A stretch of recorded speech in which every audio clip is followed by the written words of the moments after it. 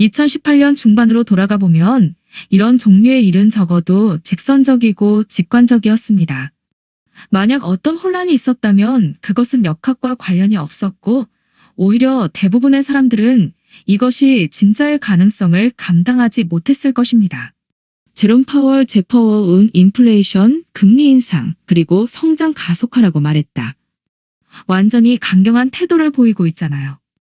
그럼에도 불구하고 2018년 6월 중순부터 유로돌 유로더러 곡선은 잠시만 기다려달라고 말하기 시작했습니다.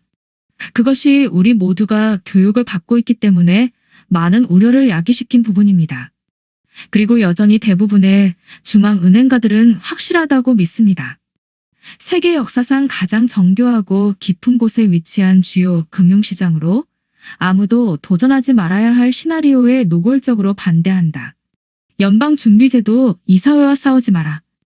그건 진짜처럼 보이지 않았다. 정확하게는 다시 말하지만 매우 간단합니다. 유로화의 선물 곡선은 금리 인하의 가능성을 미래에 알려지지 않은 어느 시점에서 시작할 것이라는 것을 예측하기 시작했다. 여름이 갈수록 그들은 점점 더 한 줄로 늘어서 있다. 2018년 7월 초에 작성한 것처럼 반전이 시작된 지 불과 몇 주 밖에 되지 않았습니다. 이러한 계약들은 특히 미래의 조건에 대한 투자를 말할 때 확률과 분포를 다룬다는 것을 기억하라.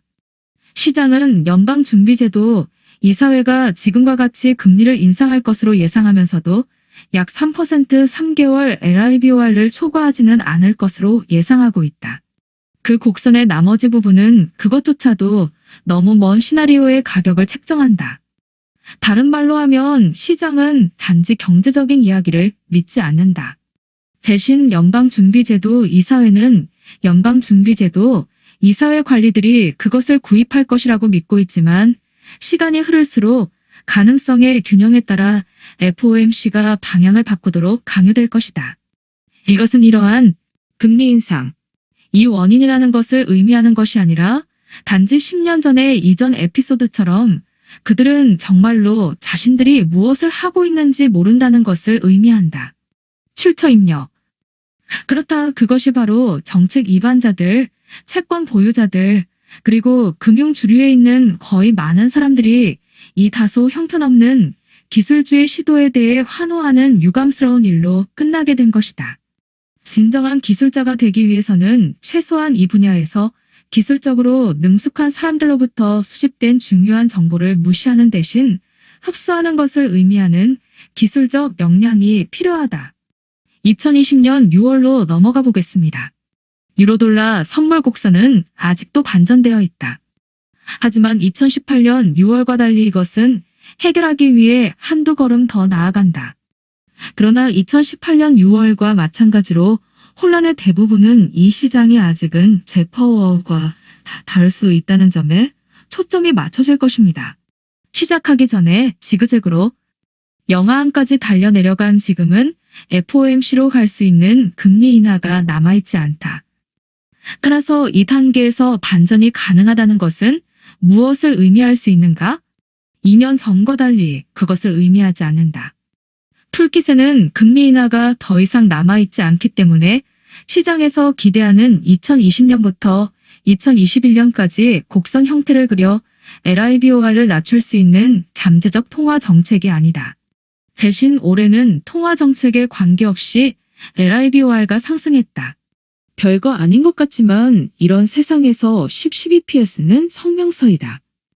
이 시장은 당신에게 갱신된 비유동성 또 다른 LIBOR 급등의 가능성을 야기할 수 있음의 위험이 현재 이 순간에도 유의적으로 남아있다고 말하고 있다. 3월이나 4월 같지는 않습니다. 이런 중간들을 거치면서 상황은 안정되었습니다. 하지만 그럼에도 불구하고 여전히 배경에 있습니다. 그림자 속에 숨어있는 걱정들이 있습니다.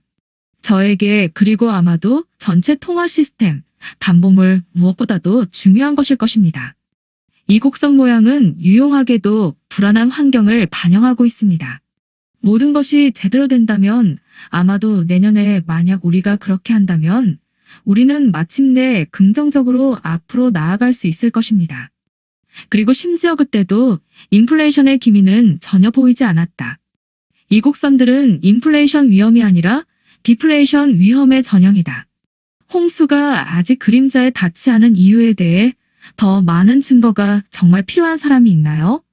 한 가지 예로 행복한 생각은 실제 경제 상황, 즉 유럽의 선물 참여자들이 연방준비제도, 이사회 직원들과 정책 입안자들이 수십 년 동안 잘 수행되지 않았던 학문적 모델들로부터 시뮬레이션을 수행하는 것과는 반대로 친숙한 조건들에는 중요하지 않다. 유럽 시장은 파월의 이야기를 받아들이지 않고 있는데 2020년에 그의 이야기가 많이 다를지라도 2018년과 마찬가지로 그렇다. 그 곡선만이 유일한 것이 아니다. 미국 기업들도 그것을 사지 않는다. 신이시여, 실업수당 청구 수준은 계속해서 엄청납니다. 역사적으로 높습니다. 6월 20일 한 주 동안의 초기 청구 건수는 150만 건에 약간 못 미쳤다. 3주 연속으로 같은 수준을 유지하고 별로 개선된 것도 없고 의미 있는 것으로 분류될 만한 것도 없습니다. 이 3주가 다른 때에 발생했다면 거의 150만 명이 넘는 사람들은 엄청난 경제적 붕괴로 간주될 것이다. 그리고 계속되는 청구가 2천만 이하로 떨어졌지만 그것도 별로 개선된 것은 아니었고 확실히 이 형태로 이어지지도 않았고 그래서 많은 사람들이 당연한 결론이라고 가정하고 있습니다. 그런 결과가 어디서 나오는지 아세요? 같은 장소에서 2018년 동안 거의 모든 사람들이 웃어 넘길 수 없는 상당한 금전적, 경제적 위험을 정확하게 파악했다. 정확한 결과를 얻기 위해서요. 비록 반전이 이번에는 뭔가 다른 것을 의미하지만 두 경우 모두 일반적으로 같은 메시지였다. 제 파워의 말을 듣지 마라.